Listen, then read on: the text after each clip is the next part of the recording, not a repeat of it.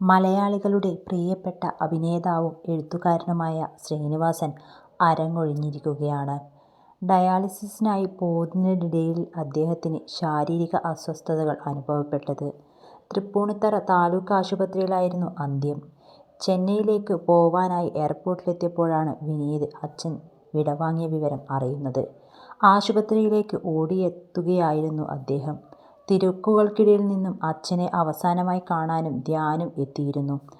അമ്മയുടെ അരികിലായി നെഞ്ചുപൊട്ടി ഇരിക്കുന്ന വിനീതിനെയും ധ്യാനിനെയുമാണ് കഴിഞ്ഞ ദിവസം മുതൽ കണ്ടത്. വയ്യായ്മകളൊക്കെയുണ്ടായിരുന്നുവെങ്കിലും ശ്രീനി ഇത്ര പെട്ടെന്ന് പോകുമെന്ന് പ്രിയപ്പെട്ടവരാരും കരുതിയിരുന്നില്ല. ഐസിയുവിൽ ആയിരുന്നപ്പോൾ പോലും പുതിയ തിരക്കഥയെക്കുറിച്ച് സുഹൃത്തുക്കളോട് സംസാരിച്ചിരുന്ന അദ്ദേഹം ആഴ്ചകൾക്ക് മുമ്പ് പുതിയ സിനിമയുടെ പൂജയിലും പങ്കെടുത്തിരുന്നു.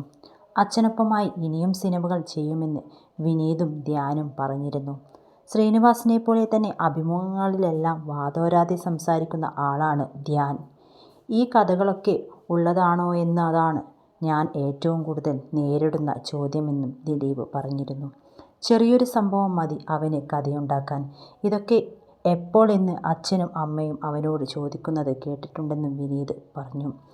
എപ്പോഴും ചിരിപ്പിച്ച് തമാശ പറയുന്ന ധ്യാനിനെ ഇതാദ്യമായാണ് പൊട്ടിക്കരഞ്ഞ് കാണുന്നത്.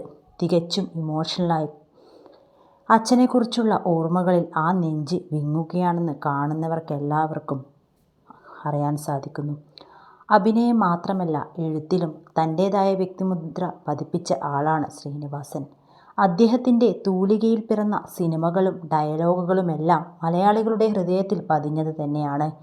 അന്ത്യകർമ്മങ്ങളെല്ലാം പൂർത്തിയാക്കി മൃതദേഹം ചിതയിലെടുക്കുമ്പോഴാണ് ഒരു പേനയും പേപ്പറും സത്യൻ അന്തിക്കാട് സുഹൃത്തിനായി സമർപ്പിച്ചത്.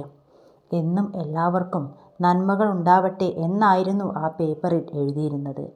മറ്റൊരു ലോകത്തിരുന്ന് ഇനിയും നന്മയുടെ കഥകൾ എഴുതട്ടെ അദ്ദേഹം. ശ്രീനിക്ക് അവസാന യാത്ര നൽകുമ്പോൾ സത്യൻ അന്തിക്കാടും പൊട്ടിക്കരയുകയായിരുന്നു.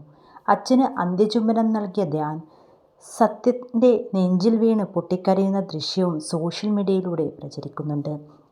അസുഖം വന്ന കാലം മുതൽ മിക്കപ്പോഴും സത്യൻ അന്തിക്കാട് ശ്രീനിവാസനെ സന്ദർശിക്കാറുണ്ട്. 2 ആഴ്ച മുന്നെയാണ് അവസാനമായി കണ്ടത്.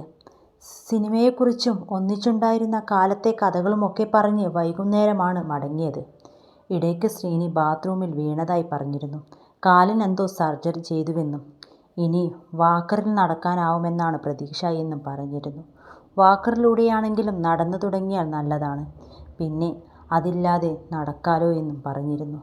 പൊതുവെ അങ്ങനെ മടുപ്പോ വേദനയോ ഒന്നും പറയാത്ത ആളാണ്. എന്നാലും അവസാനം കണ്ടപ്പോൾ എടോ എനിക്ക് മടുത്തെടോ എന്ന് പറഞ്ഞിരുന്നു എന്നോട് എന്നും സത്യൻ അന്തിക്കാട് ഓർമ്മിച്ചു. വികാരഭരിതനായാണ് അദ്ദേഹം സംസാരിച്ചത്. സംസാരം മുഴുവിപ്പിക്കാനാവാതെ ഇടയ്ക്ക് വെച്ച് നിർത്തുകയായിരുന്നു. ഭാര്യയും മക്കളും മരുമക്കളും കൊച്ചുമക്കളുമെല്ലാം അതീവ സങ്കടത്തോടെയാണ് ശ്രീനിവാസനെ യാത്രയാക്കിയത്. ചടങ്ങുകളിലെല്ലാം കരച്ചിലടക്കാൻ പാടുപെടുകയായിരുന്നു എല്ലാവരും. കാണുന്നവരെപ്പോലും കരയിപ്പിക്കുന്ന രംഗങ്ങളായിരുന്നു അവസാനമായി കാണാനായത്. അന്ത്യാഞ്ജലി അർപ്പിക്കാനും എത്തിയ ജനക്കൂട്ടത്തെ നിയന്ത്രിക്കാൻ പോലീസും പാടുപെടുന്നുണ്ടായിരുന്നു.